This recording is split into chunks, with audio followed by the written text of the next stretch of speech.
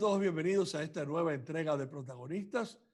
En el día de hoy tenemos al buen amigo, al compañero de muchos años, Félix de Sena, con quien compartimos en los medios de comunicación durante mucho tiempo. Félix, es un placer estar contigo.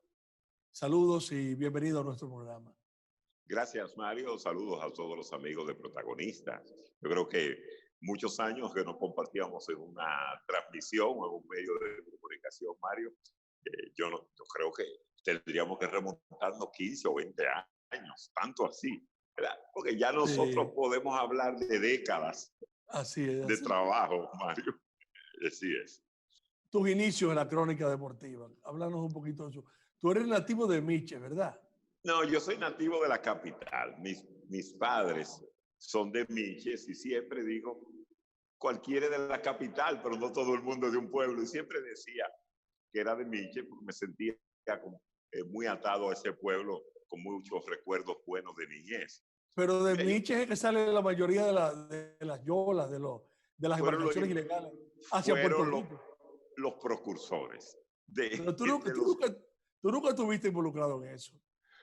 Intenté en una ocasión, pero no sabía nadar. y hay que saber nadar un poco para subirse en una yola de eso. Tiene un valor del carajo. ¿Cómo comenzaste? Mira, Mario, yo vivía en la Bolívar. ¿A dónde? En la avenida Bolívar. Sí. Y esa cercanía de la Bolívar con Pasteur, en esa esquina, yo iba con frecuencia al restaurar Lucky Seven. Y ahí comencé a compartir con Jorgito Burnigal, Freddy Mondesí y todos los amigos que iban en ese momento al programa Lucky Seven en el aire.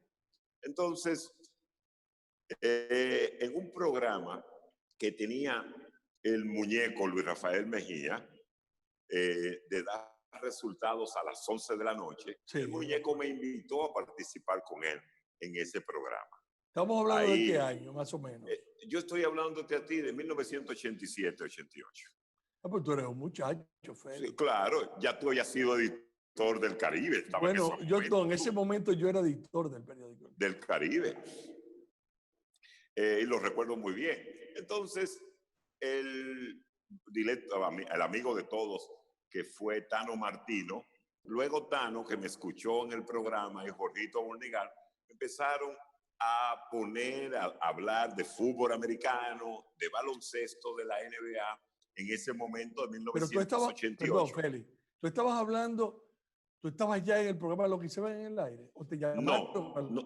No estaba en Lo que se ve en el aire. Sí, colaboraba. Entonces, Tano Martino me llevó a un programa que Tano producía o realizaba en HIZ al mediodía, que se llamaba, el programa era de Ricardo Gil, se llamaba Deportes Hoy. Entonces, no sé si tú recordarás ese programa. Claro que sí, claro. Entonces, ese programa de Ricardo Gil, que Ricardo Gil era el productor, trabajaba Ricky Novoa, que había dejado de trabajar, y Tano Martino entonces nos llevó a nosotros a ese programa. Y comenzamos a través de ese espacio en HIZ a trabajar todos los días de 12 a 1 de la tarde. El control de radio de nosotros ahí era Madán Sagá, ¿tú te acuerdas de Madán? Claro. Y Madán a su vez producía otros programas antes de comenzar los juegos en la pelota de República Dominicana. Y así fue un paso llevando a otro dentro de la actividad. Luego comenzamos a trabajar en un proyecto que crearon Georgie Rodríguez, Roosevelt Comarazami, en el Canal 11, que se llamaba TV Deportes. Y yo estaba ahí. Sí, tú llegaste después. Yo llegué después. A TV Deportes. Sí, entonces TV Deportes eran Roosevelt y Adelaide Hernández, que eran los presentadores de TV Deportes. Y José Oscar Fernández era el productor de ese programa. Entonces nosotros hacíamos de reporteros en las calles, comenzando nosotros en ese programa TV Deportes, que se transmitía a las 11 de la noche en el Canal 11. Sí, dábamos los resultados de los Sí, partidos sí, de Grandes claro. Ligas temprano. Estábamos en un Sí, momento de Laida, Roosevelt y yo. exacto. Entonces, ahí comencé a trabajar en Telecable Nacional, las transmisiones del fútbol americano, que fui a acompañar a Juan José Rodríguez, Eliseo Alba en ese momento, en Telecable Nacional, transmisiones que hice desde el 88 hasta el 2000. Duraron casi 15 años trabajando lo que se refería al fútbol americano, tanto en Telecable como cuando ya el amigo José Ravelo adquirió los derechos del fútbol americano, que estuvimos Sí. haciéndolo por muchos años. Así que luego de TV Deportes, o al mismo tiempo en TV Deportes, Onfalia Morillo nos recomendó con Juan Puello Herrera para trabajar en la Liga Dominicana de Béisbol. Y entramos a la liga en el 1989, en la temporada 89-90. Tú eres el director de comunicaciones de prensa. Sí, de comunicación en ese momento. Y estuvimos desde el 89-90 hasta el 96 en la liga. O sea, nosotros estuvimos con Juan Puello 89-90, 90-91 y ya 91-92 fue cuando llegó Leo Matos a la liga de béisbol. O sea, esos fueron mis inicios en esa época. Luego trabajé fijo en lo que hice en el aire. Cuando la enfermedad de Jorgito, me quedé con la familia trabajando muchos años posterior a eso, en esa escuela que fue en una época lo que hice el principal programa del país. Sí, sí, lo que se ve en el aire fue una escuela al mediodía aquí en República Dominicana. Así es. Félix, también recuerda la época de Sí. Deportes Universal. Oh, claro, que era un programa, sí, que era un programa que el dueño del espacio, que creo que era Fausto Severino, sí, era Fausto y tú Severino. Y yo trabajábamos en ese programa, era al mediodía en Radio Universal. Yo recuerdo ese programa, era a las 12:30, sí. que me traía a veces el inconveniente porque yo buscaba a mis hijos a la escuela y tenía que llevarlo a veces junto conmigo al programa el Deportes Universal. Era la época, Mario, antes del internet, donde la gente se enteraba de las cosas cuando uno le informaba. Félix, yo tenía que llegar del periódico el Listín Diario, ya estaba en el Listín. Primero estaba en Última Hora, después sí. En el Listín. Yo llegaba al periódico, que estaban los dos en la misma sede ahí en el Paseo de los Periodistas, en esa calle. Buscaba los cables deportivos que llegaban con los resultados, con todo lo de la actualidad deportiva, y entonces de ahí me iba para el programa a Radio Universal, aunque Radio Universal también tenía su sistema de teletipo y recibía algunas informaciones deportivas que me guardaba Manuel Segura para nuestro programa. Sí, Manuel Segura y Miguel Susana, que hacían un noticiero de 12 a 12:30. Exacto. Ahí dentro del espacio. Eso fue, Mario, como hasta el 97. Las transmisiones de Grandes Ligas, tanto en televisión como en radio. Yo trabajé muchos años con el fallecido Chuchu Puello cuando era el productor de la cadena Medesa, que trabajamos transmisiones de Grandes Ligas. También trabajé en Radio Universal en una transmisión que producía Ibelice y Héctor José. Recuerdo muy bien que el último año de transmisión fue en el 95, el año después de la José huelga. Torres y su esposa. Y su esposa de aquel entonces, de Radio Universal.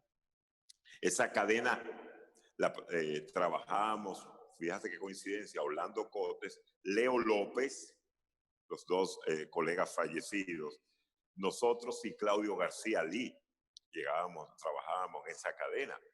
Claudio también fallecido de tiempo. También Claudio fallecido. En otra cadena de Grandes Ligas trabajamos Héctor J. Cruz, Max Reynoso, Orlando Díaz. Que era en la casa de Max Reynoso. Y después nos mudamos, 2 mudanzas tuvimos. Una a la oficina de José León David, que era el productor de esa cadena de Grandes Ligas, y otra en la oficina del ingeniero Waldo Pon en la X. ¿Te acuerdas donde estaba la emisora, la X, la 27? Sí. Esa emisora, en ese local de esa emisora. Félix, vamos a hacer una pequeña pausa y regresamos en breve con más.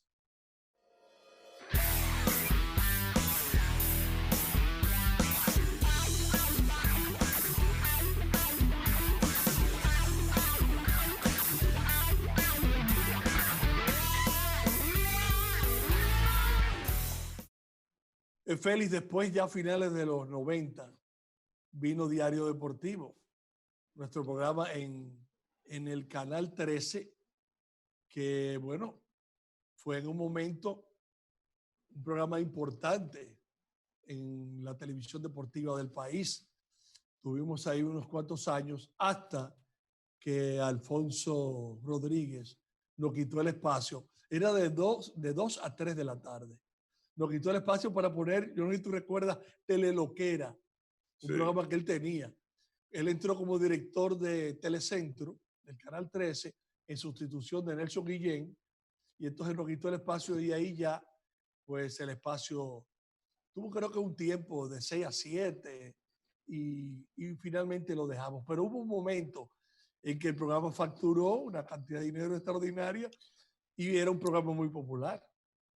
Sobre todo, Mario, la parte de la audiencia, porque uno Sí, se daba cuenta porque en la audiencia, porque yo recuerdo peloteros haciendo alusión al programa en ese claro. momento.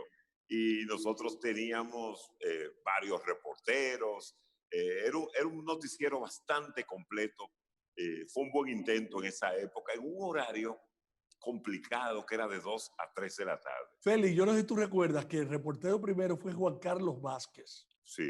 Y Juan Carlos Vázquez fue asesinado y en un problema que tuvo, creo que fue en la autopista de las Américas. Sí, venía de una carrera de carro, Sí, entonces tuvo un inconveniente en el semáforo y un policía, estaban él y el camarógrafo, que le decíamos camarita, sí. y en el momento que él le estaba diciendo al camarógrafo que enfocara al policía que tenía la pistola en la mano, el policía le ultimó a Juan Carlos en ese momento.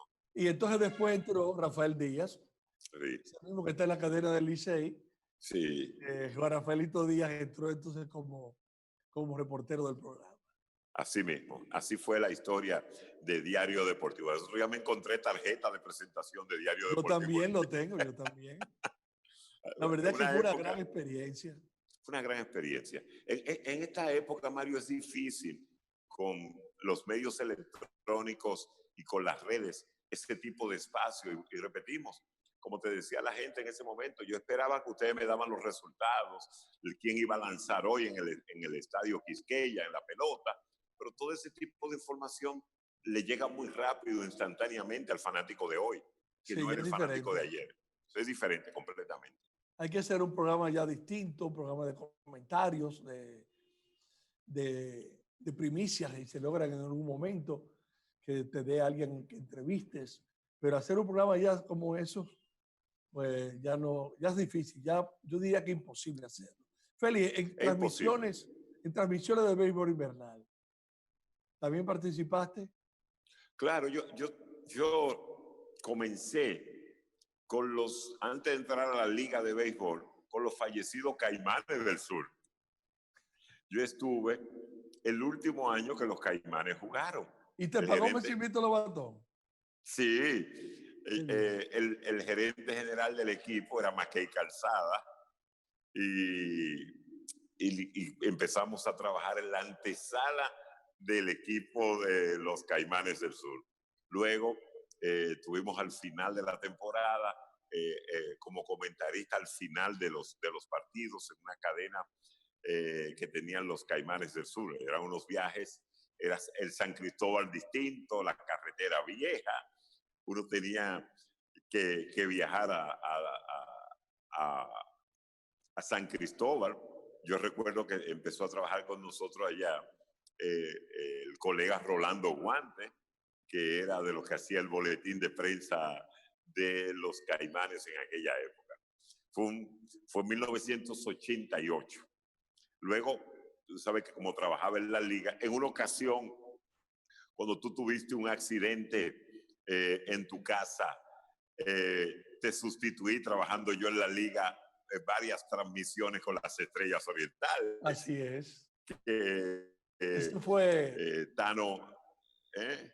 eso fue a finales de los 88, 89, 89 por ahí 90. Sí, 90 WHD. ya. Yo recuerdo Sí. que fue como en el 90, exacto, porque yo me iba con Tano o en algunas ocasiones me iba con Teti Antún para las transmisiones fue por un accidente en tu casa que tú tuviste, de quemaste un Sí, pie, algo así. sí.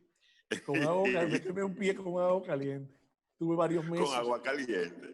Sí, tuve varios meses Entonces, inhabilitado.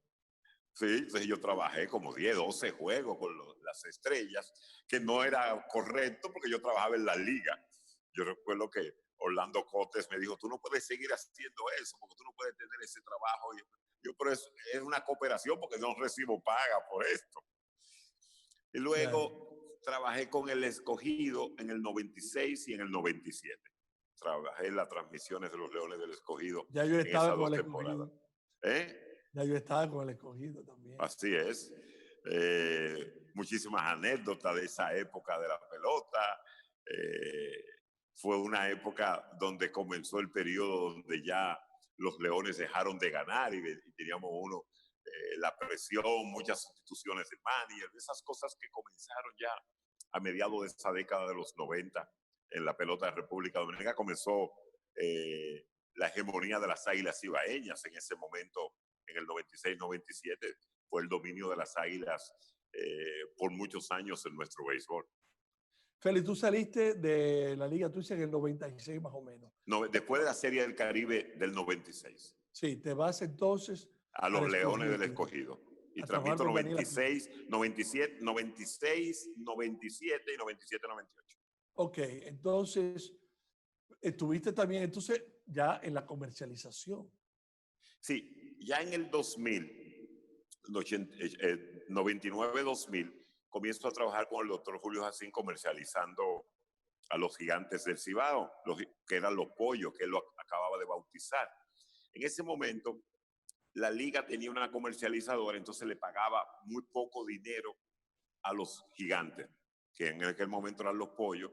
Entonces yo enviamos una carta a la liga para que la liga nos dejara libre sin ser parte de la comercialización.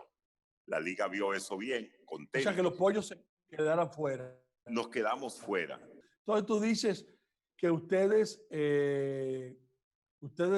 se mandaron una carta solicitando estar fuera de la comercialización de la liga, estar independientes. Estar independiente. La liga nos contestó que sí, pero que teníamos que mantener un anuncio de cerveza Presidente, uno de Coca-Cola, discúlpenme que estamos haciendo esas menciones. No, no importa. 3 anuncios. Esos 3 anuncios teníamos que mantenerlo en el aire. Coca-Cola, Presidente, ¿y cuál era el otro? Era Codetel. Codetel. Que teníamos que mantener esas 3 exclusividades. Teníamos que mantenerlas. Nosotros lo hicimos, nos fue muy bien. Nos fue muy bien porque nadie pensaba que los Gigantes podían transmitir televisión.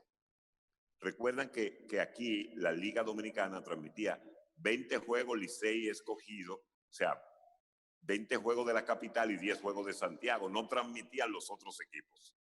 O sea, la liga no viajaba, no tenía transmisiones en ninguno de los otros pueblos.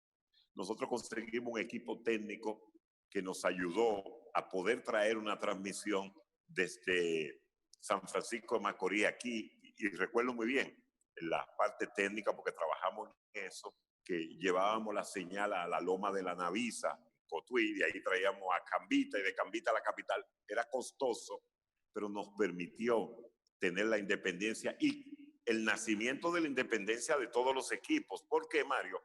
Porque demostramos que podíamos tener televisión. Al año siguiente conseguimos los derechos de televisión de las Estrellas Orientales. Entonces Félix, teníamos esos 2 equipos. vamos a hacer una pequeña pausa otra vez y volvemos con esta historia interesante, porque así fue que comenzó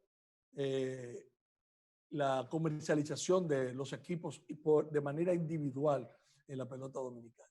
Así que vamos a la pausa.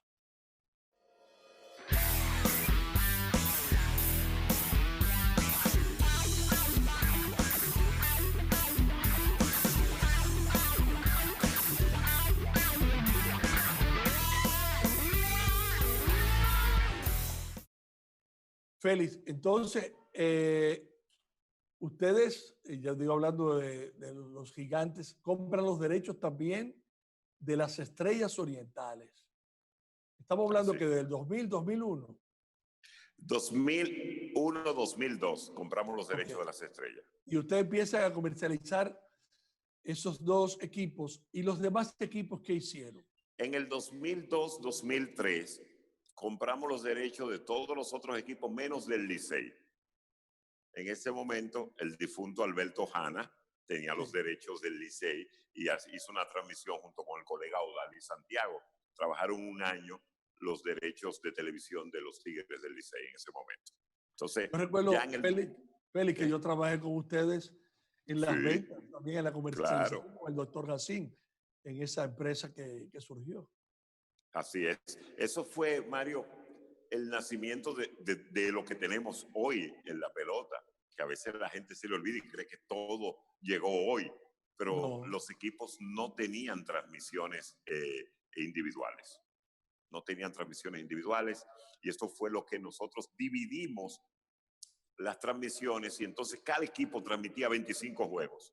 O sea, cada equipo empezó a transmitir 25 juegos de pelota aquí. O sea, ya los playoffs era otra cosa y esa situación era costoso porque había que tener personal que todavía no estaba capacitado para transmitir juegos. Pero no había camarógrafo. Era lo más importante que los camarógrafos, no había directores de cámara suficientes para tener 3 transmisiones diarias. Aprendieron y lo hicieron rápido.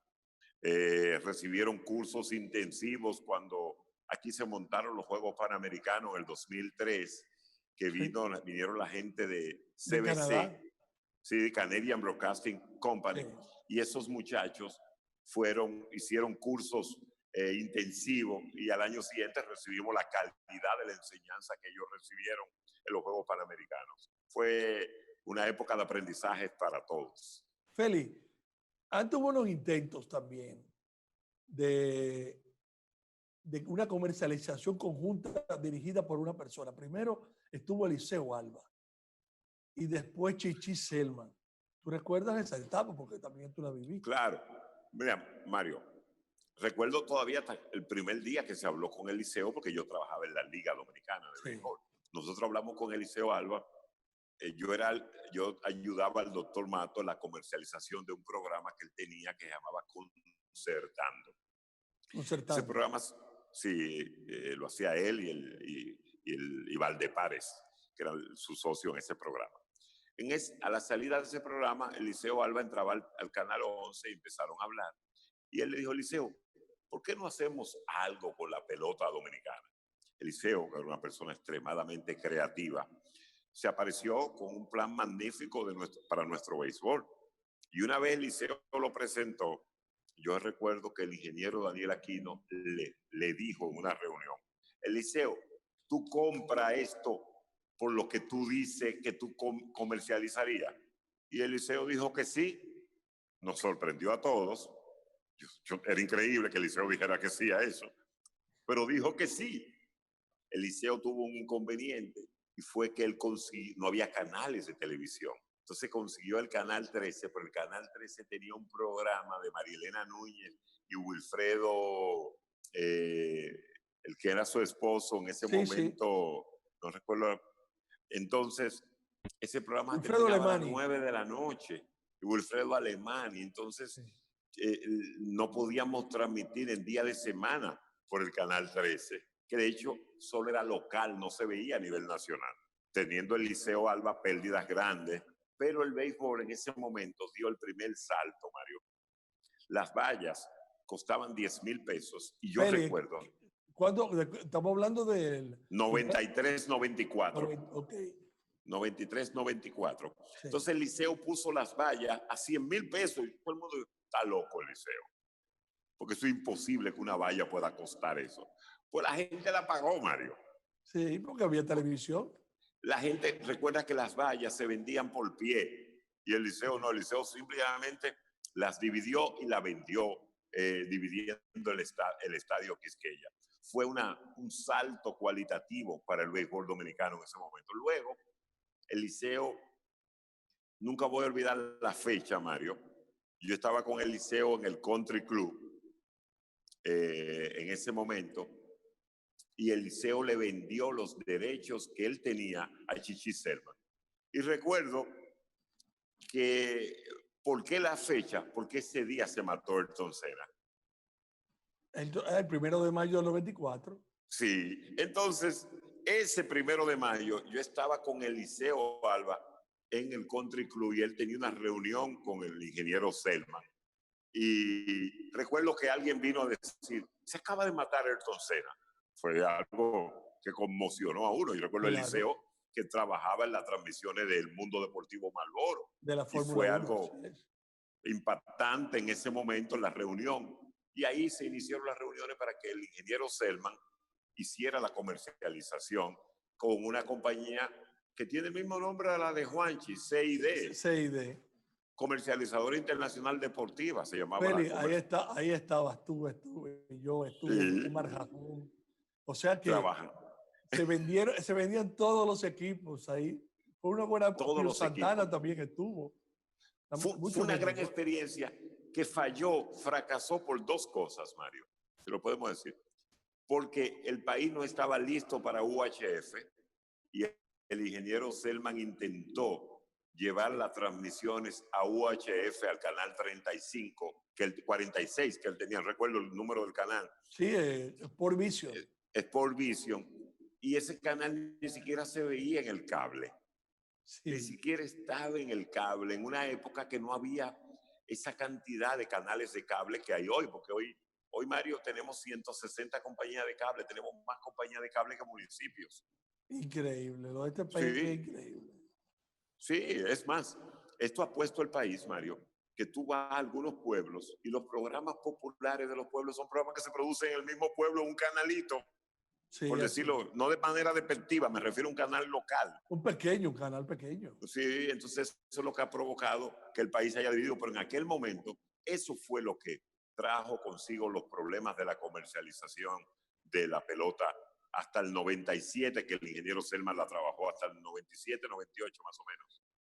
Sí, entonces, después la liga era Fausto Severino, creo que era la que estaba sí, allá. Sí, Fausto Severino manejó la comercializadora de los equipos, de todos los equipos. Sí, del 2000. Y ahí pasamos nosotros también ahí a comercializar. Claro, en el 97, 98, hasta el 2003, con la comercialización de todos los equipos. Ustedes empezaron, entonces comenzaron ustedes. Sí, comenzamos nosotros con todos. Ya Fausto tenía 2 equipos menos, pero nosotros comenzamos con todos los equipos y duramos con todos los equipos hasta el 2008, más o menos, 2007, hasta que nos quedamos solo con la comercialización del Licey Escogido en un momento determinado, porque cuando se produjo después en el periodo del presidente Mejía, ya en el 2004,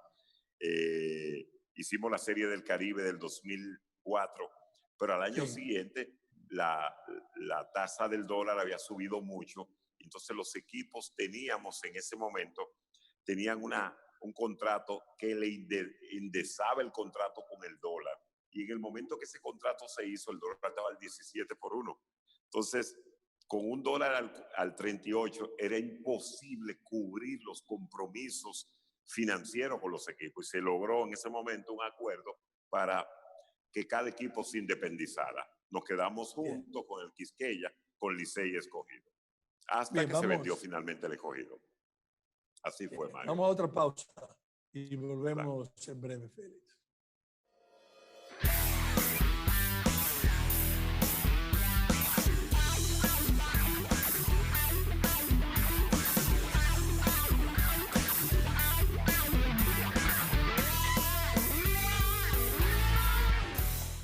Se rompe la comercialización. Licey Escogido, ustedes se quedan con Licey Escogido. Estamos hablando de la empresa del doctor Racine. Exacto. Exacto. ¿Hasta cuándo duró? Y cada equipo entonces hizo su comercialización individual. ¿Hasta cuándo duró esa unión de Licey Escogido? Duró hasta el año en que entraron los Bonetis los Leones. Hasta el segundo año, porque el primer año nosotros hicimos la comercialización, porque parte del acuerdo económico del doctor Racine con los Bonetti era que él iba a manejar la comercialización un año más, y que ese dinero le correspondía a la compañía CNT, que era la que dirigía en ese momento. Compañía Nacional de Televisión. De televisión. O sea que ustedes estuvieron hasta el 2009, 2010, sí, en esa temporada, con los derechos también del Escogido y tenían los del Licey. Ya al salir, el doctor Jacín, que firmó un contrato con la compañía que compró los derechos de los Leones del Escogido, las acciones de los Leones, el doctor firmó un acuerdo de no compete, o sea, no podía estar en béisbol. Entonces yo me quedé con la comercialización, pero en ese momento solo de los Tigres del Licey. Exactamente. Sí. Tú sabes que en ese momento, Mario, nosotros logramos y tengo que decirlo así, el contrato más grande de la historia todavía de República Dominicana, que fue un contrato de $1.300.000 con Brahma. Con la $1.300.000. Ese es el contrato, Mario, más grande que se ha firmado en América Latina. ¿Y por cuánto tiempo, Félix, fue eso? Ese contrato fue por 3 años, pero ese contrato tenía una cláusula que nosotros le agregamos, que el contrato subía de acuerdo a la tasa de inflación de República Dominicana. Entonces tendríamos que calcular en el Banco Central cuál fue la tasa de inflación y así subía el contrato. Hoy en día ese contrato está muy lejos de ese momento. Fue una situación coyuntural que aprovechamos, que Brahma quería entrar al béisbol, se había vencido. Competencia con Presidente.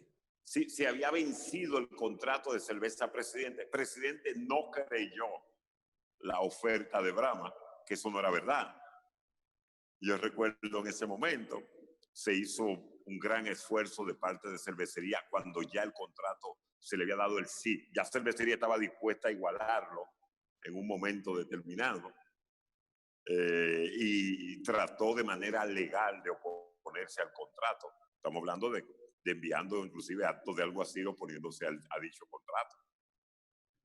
O sea, fue hubo dificultades en ese momento con algunos directivos de los Tigres del Licey que se negaban a ponerle algo rojo al uniforme en la espalda.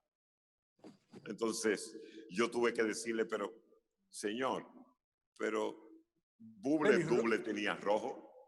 Rojo y amarillo. Félix, rojo y amarillo, bravo. Rojo. Entonces, ¿cómo es posible que estemos hablando de eso cuando Buble? Entonces me dice, ¿tú te acuerdas de Buble? Y yo, claro. Y eso lo decía el uniforme de los Tigres. El uniforme del Licey toda la vida. Entonces, ¿qué tiempo estuviste con los Tigres del Licey? ¿Hasta qué temporada? Y hasta recuerdo también 2012. Que fue una salida traumática. Claro, porque coincidió con la salida de don Pepe Busto y de los Bustos del equipo de los Tigres del Licey en ese momento. Nosotros nos sentimos, somos muy amigos de don Pepe y de sus hijos, y trajo consigo algunas diferencias con uno que otro directivo que el tiempo no ha dado la razón porque siguen teniendo diferencias con todo el mundo. Esos mismos que tuvieron diferencias con nosotros siguen teniéndolas con todo el mundo. O sea, tú saliste cuando don Pepe salió, en el 2012. Cuando don Pepe salió. ¿Tú tienes contrato con el Licey vigente o terminaba en ese año? No, terminaba el año siguiente. Terminaba el año siguiente. ¿En el 2013? Sí, 2012. Terminó 2012. Porque acuérdate que el Licey en el 2012 llegó el licenciado, el doctor Ravelo, al presidir los Tigres del Licey, después Miguel Guerra. Fernando Ravelo. Sí, don Fernando. Ravelo padre. Sí, Ravelo padre. Y a partir de ese momento, el grupo que asumió la dirección de los Tigres del Licey, que es el grupo que actualmente está al frente del mismo. Félix, situaciones. Dime. Félix, todo este proceso, el béisbol, estoy hablando de los años 90, cuando había tantos problemas económicos. Todo este proceso lo que ha venido es a beneficiar al béisbol dominicano, porque ya el béisbol dominicano no depende de que el gobierno no le exonere la luz, de que el gobierno lo apoye. Yo creo que ahora volveremos con el asunto de la pandemia, pero eso es otro tema. Pero el béisbol creció en todo ese proceso desde Liceo Alba en adelante. Inclusive, yo creo que en todo ese interín, Daniel Aquino, primero, que modernizó en un momento el béisbol con medidas que revolucionarias, que aquí la gente era tímida en ese sentido de hacer cambios. Y después también el grupo de los Bonetti también ayudó a mejorar algunas cosas y obligó a que otros equipos también hicieran cambios necesarios en la pelota dominicana. Mira, Mario, yo creo que los cambios que transformaron el béisbol iniciaron precisamente con Leo Matos. Leo Matos logró, para que el béisbol pudiera avanzar, quitar una sola cláusula de los estatutos de la liga, que fue la unanimidad.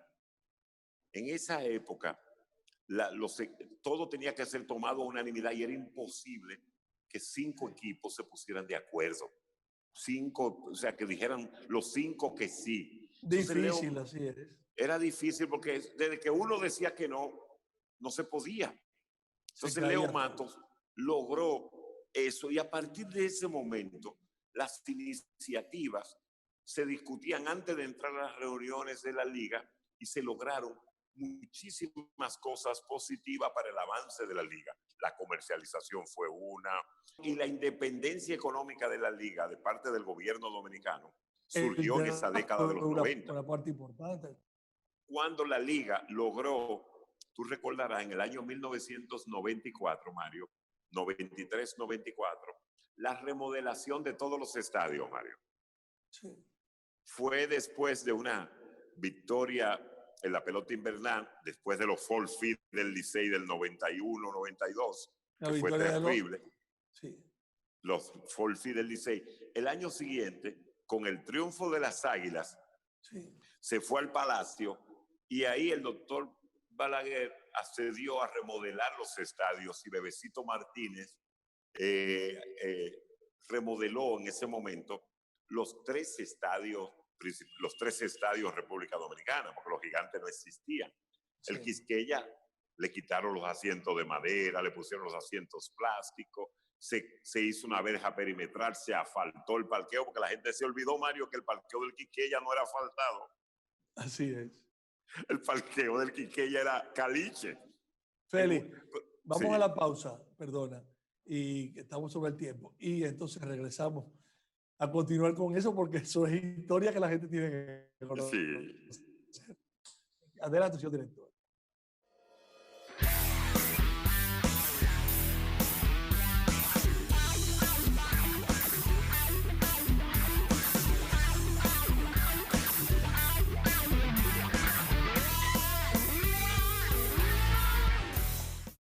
Félix, entonces esa remodelación de los estadios, yo recuerdo que inclusive quitaron todas las mesitas de arriba, ¿recuerda?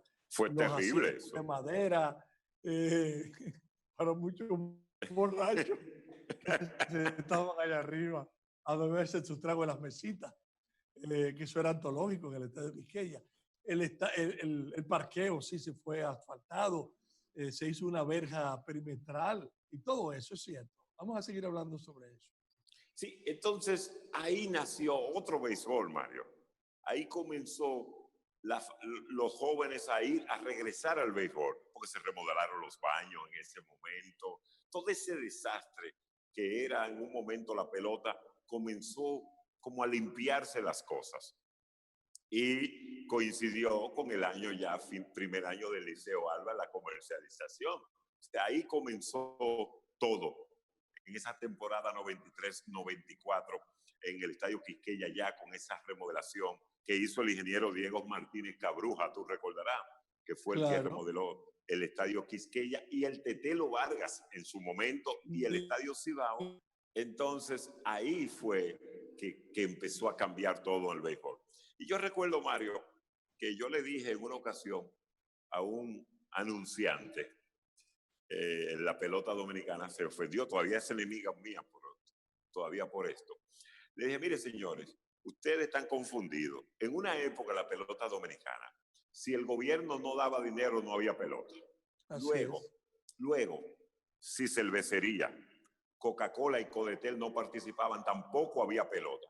Pues bien, ahora hay pelota sin presidente, sin Codetel, sin el gobierno y sin Coca-Cola. Yo le dije después, entonces, ustedes son importantes como anunciantes, pero ya no son los únicos.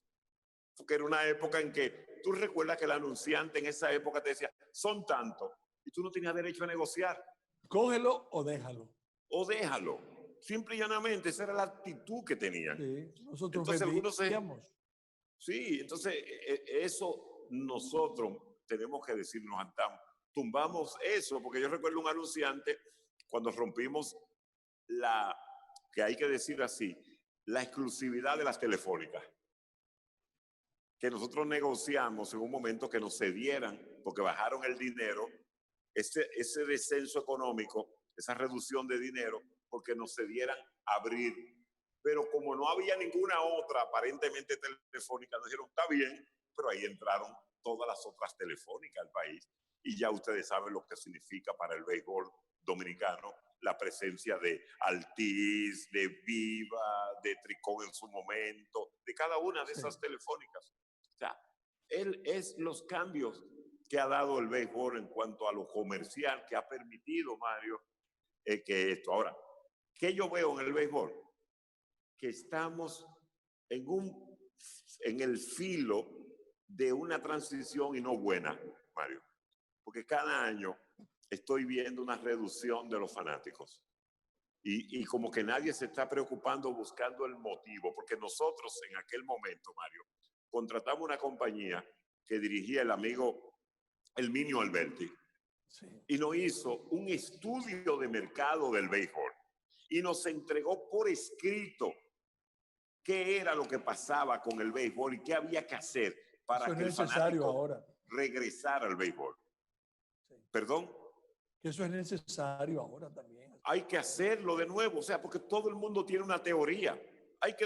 Todo el mundo tiene razón en lo que plantea, pero no lo sabemos por escrito. Alguien tiene que decirnos y qué hacer para que el fanático regrese al béisbol, que fue lo que hizo el Minio con nosotros en el 93-94, que por eso logramos la remodelación de los estadios, que era lo que la gente quería, un poquito más de confort. Hoy, ¿qué quieren los muchachos? ¿Qué quieren? O sea, ¿qué quiere esa juventud entre los 18 y los 30 años para volver al play? O sea, son las cosas. Sí. Dime, Mario. Ya no queda poco tiempo. El béisbol dominicano ahora mismo está en una encrucijada, en un tremendo problema con el asunto de la pandemia. No se sabe si va a haber pelota. Bueno, yo creo que sí, que va a haber pelota con los estadios vacíos. Sí. Una economía totalmente deprimida. Yo creo que vamos a regresar y por eso el presidente de la liga, Vitelio Mejía, se ha reunido con los candidatos, con los principales candidatos presidenciales para que hagan posible con su apoyo, con el apoyo del gobierno, el béisbol. ¿Cuál es la situación que tú crees que se puede presentar? O sea, ¿qué perspectiva tiene por delante ahora mismo el béisbol dominicano? Yo tengo un problema aquí ahora. Si Eric Almonte y la Federación de Peloteros no son inteligentes, vamos a tener problemas. Porque este no es un año de discusiones laborales, Mario. Este es un año de transición. Y yo te voy a decir, Mario, en todo en la vida este es un año perdido. Nosotros tenemos que ver este año que si salvamos el año económicamente con la menor cantidad posible de deuda, salimos bien. Si salimos con vida del año, salimos bien.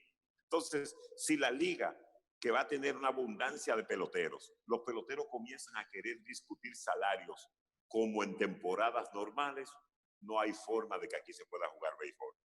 Mario, no hay manera, porque es que tú no puedes pretender que vas a ganar lo que ganaba el año pasado cuando los anunciantes posiblemente no se presenten este año como en años anteriores. O sea, es compleja la situación y tienen que ser inteligentes la gente de la federación para poder manejar el caso. Si se y van a depender del gobierno también, Félix. Es obligatorio. si el gobierno no se convierte en el principal anunciante de los equipos, y no son los equipos austeros, porque recuerden, para que la gente tenga idea, los abonos de Licey, Escogido y Águila, es tanto el dinero que le permite pagar las primeras quincenas de la temporada. Pero hay otro inconveniente, Mario. Los dos equipos, que eran los equipos ricos del pasado, hoy son los equipos pobres del presente. ¿En qué sentido? Licey y Águila eran los dos equipos económicamente robustos, porque generaban mucho dinero de comercialización. Los equipos se manejaban tipo cooperativa y siempre tenían ahorro. Hoy en día, los otros 4 equipos, los dueños tienen mucho dinero y le ha permitido a esos dueños manejar esos equipos con holgura, sin dificultad. Y hoy, Licey y Águila, con los problemas, uno económico, porque no ha generado suficiente ingresos en los últimos años y ha tenido muchos egresos, es el Licey, y otro las Águilas, que tienen problemas internos, lo deja a esos equipos en posiciones de debilidad económica frente a aquellos. O sea, ese es el tipo de cosas, Mario, que ha cambiado todo en nuestro béisbol en los últimos años. Bien, Félix, llegamos al final. Qué pena que no tuviéramos más tiempo, porque nos quedó lo de las Grandes Ligas, lo de David Ortiz, que queríamos comentarlo. Pero más adelante vamos a volver a hablar de esas cosas, y te agradezco este tiempo que nos has prestado de tu agitada, ¿verdad?, faena diaria laboral. Y la verdad es que ha sido un grato placer conversar contigo durante estos minutos en Protagonista. Igual que para nosotros, Mario, que aunque sea a la distancia, siempre mantenemos el mismo afecto y el mismo cariño de siempre. Cómo no, Félix. Gracias de nuevo. Y a los fanáticos, gracias por estar aquí con nosotros, y será hasta una próxima ocasión en Protagonistas. Hasta entonces.